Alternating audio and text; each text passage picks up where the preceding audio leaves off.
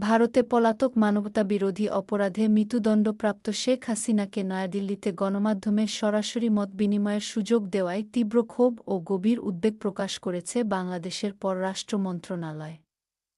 গতকাল বুধবার বিবৃতিতে মন্ত্রণালয় জানায়, ওই অনুষ্ঠানে হাসিনা ও তার সহযোগীরা বাংলাদেশ রাষ্ট্র ও জনগণের বিরুদ্ধে বিষোদ্গারমূলক বক্তব্য দিয়েছেন, যা অত্যন্ত নিন্দনীয়। বিবৃতিতে বলা হয়, অনুষ্ঠানের সম্ভাব্য নেতিবাচক প্রভাব সম্পর্কে আগেই ভারত সরকারকে বাংলাদেশের পক্ষ থেকে উদ্বেগ জানানো হয়েছিল।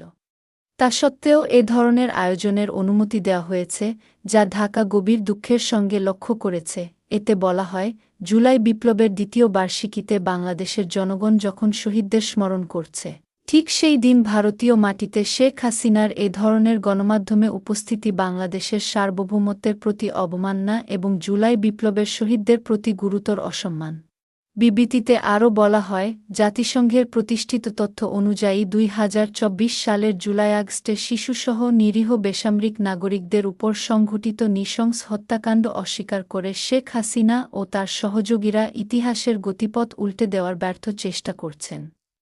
তবে বাংলাদেশের জনগণ অতীতের মতো এবারও এমন প্রচেষ্টা প্রত্যাখ্যান করেছে এবং ভবিষ্যতেও তা করবে।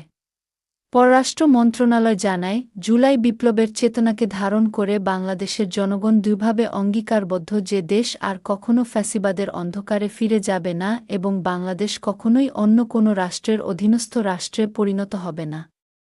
একই সঙ্গে বিবৃতিতে বলা হয়, দণ্ডপ্রাপ্ত হাসিনা ও তার সহযোগীদের বাংলাদেশের রাজনৈতিক অঙ্গনে আর কোনো স্থান নেই। বাংলাদেশ-ভারত সম্পর্ক প্রসঙ্গে বিবৃতিতে বলা হয়, সার্বভৌম সমতা, পারস্পরিক শ্রদ্ধা, একে অপরের অভ্যন্তরীণ বিষয়ে হস্তক্ষেপ না করা এবং জাতীয় মর্যাদার ভিত্তিতে ভারতের সঙ্গে গঠনমূলক, পারস্পরিক লাভজনক ও ভবিষ্যৎমুখী সম্পর্ক বজায় রাখতে চায় বাংলাদেশ।